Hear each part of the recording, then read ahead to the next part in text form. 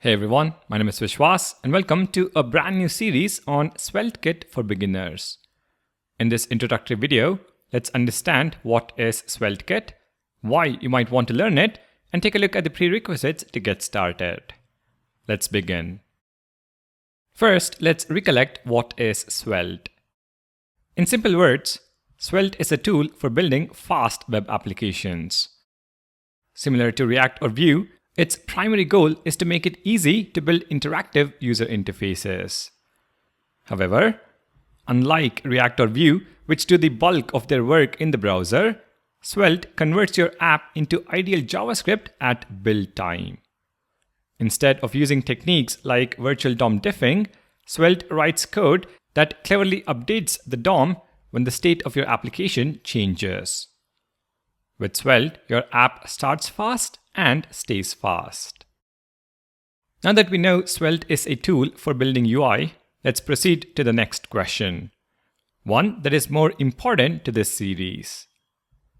What is SvelteKit? SvelteKit is a framework for building high-performance web apps using Svelte. Whereas Svelte is a component framework, SvelteKit is an app framework. And it is this line which I want to break down further to help you understand what exactly is SvelteKit. Now, if you think about building applications with just Svelte, it's not quite possible to build a full feature-rich application ready to be deployed for production. Svelte is a component framework for building user interfaces.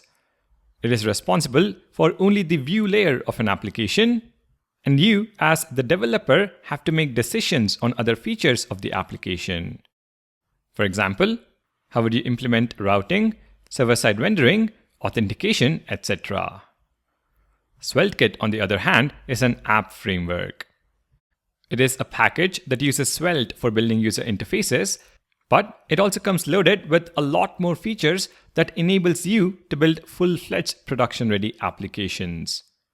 Features exactly like routing, server-side rendering, authentication, bundle optimization, etc. There's no need to install additional packages. SvelteKit provides everything for you. You do have to keep in mind though that SvelteKit, living true to the name of being an app framework, does have opinions and conventions which need to be followed to implement the above said features.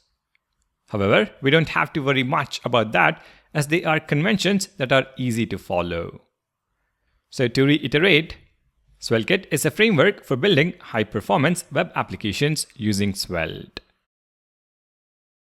Alright, now that we know what SvelteKit is, let's understand why you might want to learn it.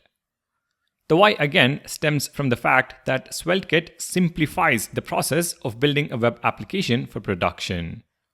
Let me list down some of the noteworthy features which you would probably want in a web application that SvelteKit provides out of the box. The first one is file-based routing. When building a SvelteKit app, you don't need a third-party routing package. SvelteKit provides what is known as file-based routing to simplify this task. The second feature is pre-rendering. This means that SvelteKit generates HTML for each page in advance instead of having it all done by client-side JavaScript. Pre-rendering can result in better performance and improved SEO, which is something we all want. The third feature is API routes. And this might be a surprise to most of you, but let me tell you that you can create APIs with SvelteKit. So SvelteKit is really a full stack framework if you think about it.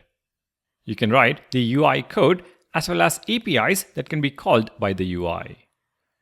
SvelteKit also simplifies data fetching and sharing data through the component tree. We will learn how as we progress through the series. SvelteKit provides a well-optimized production build system so that you can focus more on the code and less on the configuration. There's a lot more to this list, and it is a culmination of all these features which makes SvelteKit an amazing framework to work with. Let me mention 2 bonus points as to why SvelteKit is a great addition to your skill set. First, in the 2022 State of JavaScript survey, the results of which were announced in January 2023, Svelte ranked as an S tier library with a 90% retention ratio. It is the only UI library or framework to rank that high. And now, with SvelteKit being able to do what Next.js can, it can only get better from here. Second, Vercel, which is the company behind Next.js, looks at SvelteKit with so much respect that it decided to take it under its wing.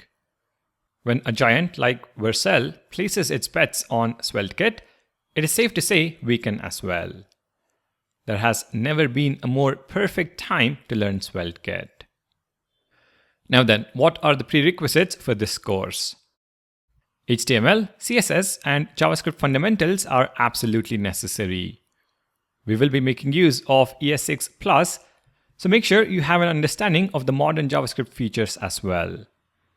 SvelteKit is also built on Svelte, which implies a basic understanding of Svelte fundamentals will go a long way.